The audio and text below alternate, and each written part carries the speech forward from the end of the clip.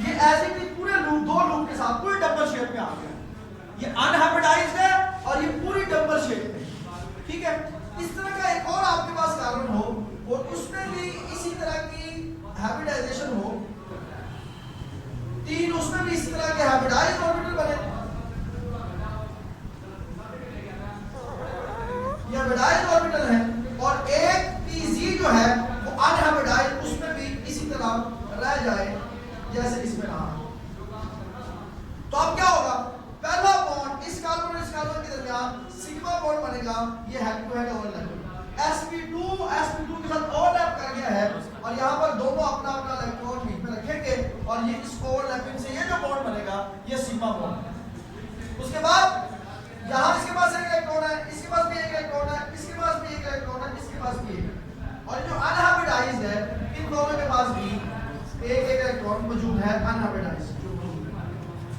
अब इस sp2 के साथ एक हाइड्रोजन आएगा, 1s वाला हाइड्रोजन, यहां भी एक 1s हाइड्रोजन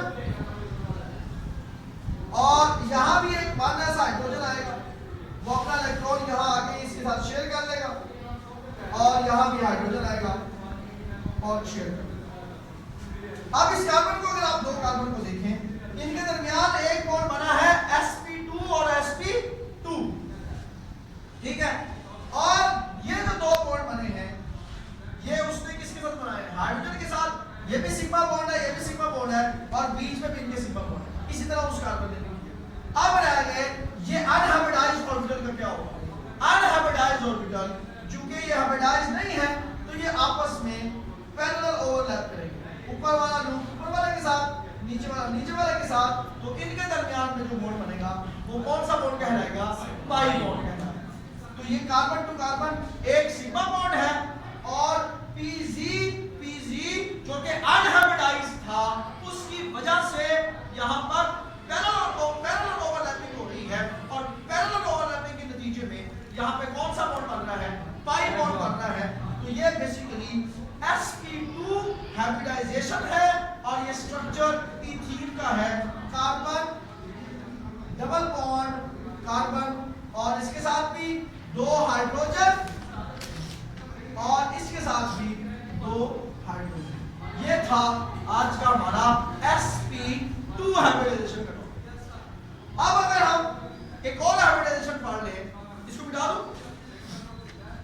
अब अगर हम एक और कंडीशन पढ़ लें जिसमें हम क्या करें, हमने बताया था आपको कि वैलेंस आपका जो शेल है उसमें 4 ऑर्बिटल है, 2s इसमें भी एक इलेक्ट्रॉन है और उसके बाद 2px है, 2py है और 2pz है। इस पर हमारी डिस्कशन पहले हो चुकी है। इन तमाम में एक इलेक्ट्रॉन मौजूद है। हमने पहले कहा कि 3 ऑर्बिटल p के और एक s का मिल जाए तो नाम होगा हाइब्रिडाइजेशन का sp3, 2 p के मिले एक s का मिले तो नाम होगा sp2। और अब हम ये बात कर रहे हैं कि फर्ज करें कि सिर्फ ये दो ऑर्बिटल आपस में मिक्स हो जाए, एक p का और एक s का, तो इसका नाम होगा sp। और लिखने की जरूरत नहीं है, ये हाइब्रिडाइजेशन होगी sp। और फिर वही रूल है कि मिलने से पहले कितने लोग थे, 2, मिलने के बाद भी 2 ही हाइब्रिडाइज्ड ऑर्बिटल बनेंगे। ठीक है, तो एक हाइब्रिडाइज्ड, 2 हमारे पास हाइब्रिडाइज्ड ऑर्बिटल बनेंगे और दोनों का नाम क्या होगा, sp।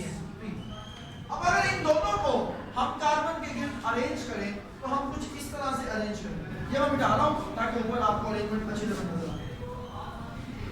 py और pz अनहाइब्रिडाइज्ड रह गया था, py और pz अनहाइब्रिडाइज्ड रह गया था। देखिए उसके अरेंजमेंट कैसे। ये हमारे पास कार्बन है जिसका ये एक पूरा ऑर्बिटल है, इसका नाम sp है। ये भी इसका एक पूरा ऑर्बिटल है जिसका नाम sp है। ये दो हाइब्रिडाइज्ड हैं और इसके दो अनहाइब्रिडाइज्ड रह गए हैं। उनमें एक हमारे पास ये पूरा ऑर्बिटल ये वाला, ये py है, फर्ज कर लें आप, ये py है और एक ऑर्बिटल z एक्सिस में हमारे पास है। ये मैं ग्रीन कलर के साथ शो कर रहा हूँ, शायद आपको वीडियो में कलर ग्रीन क्लियर ना हो रहा हो। ये डॉटेड भी शो किया मैंने हल्का सा, और ये ग्रीन कलर में ये Z एक्सिस में शो करती है। तो इस कार्बन के पास दो हाइब्रिडाइज्ड ऑर्बिटल है sp sp और दो अनहाइब्रिडाइज्ड है। एक ये py ब्लैक में डार्क ब्लैक पूरा ऑर्बिटल है, ये पूरी डबल शेप है और इसका भी ये जो py pz है ये भी पूरा डबल शेप है। अब दूसरा कार्बन जब इसके साथ आएगा जिसके साथ ये बॉन्डिंग करेगा उसमें एक ऑर्बिटल उसका भी क्या होगा sp, थोड़ा बड़ा बना देता हूं,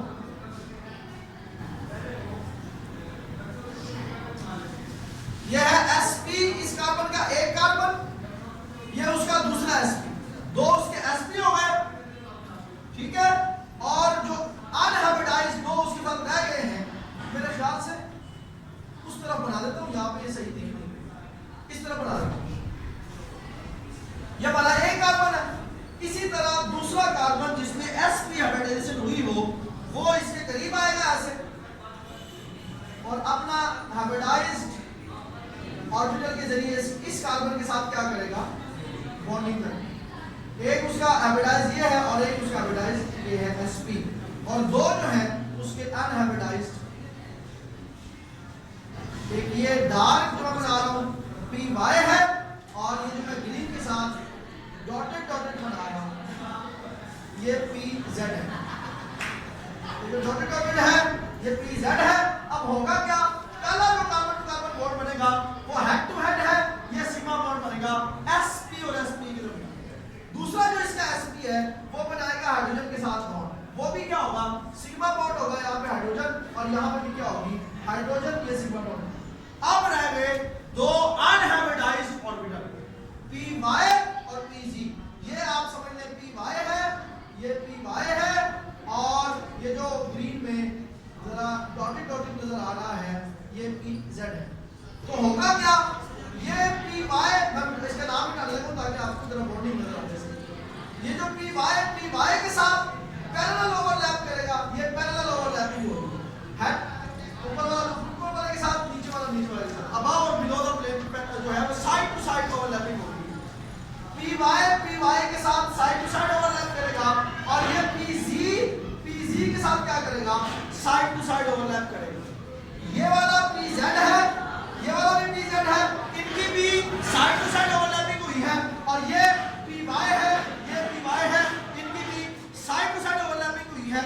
ये बेसिकली कार्बन का इथाइन का स्ट्रक्चर है जिसमें कार्बन टू कार्बन तीन बॉन्ड है, एक सिग्मा है, दो पाई है और साथ में एक हाइड्रोजन है। ये थी हमारी sp हाइब्रिडाइजेशन। अभी तक हमने तीन हाइब्रिडाइजेशन पढ़ी है, sp3 जिसमें एक s 3 p हिस्सा ले रहे थे, sp2 जिसमें एक s 2 p हिस्सा ले रहे थे और ये वाली sp जिसमें एक s 1 p हिस्सा ले रहा था। दो अनहाइब्रिडाइज्ड रह गए थे और जो दो अनहाइब्रिडाइज्ड रह गए थे उन्होंने साइड टू साइड ओवरलैपिंग की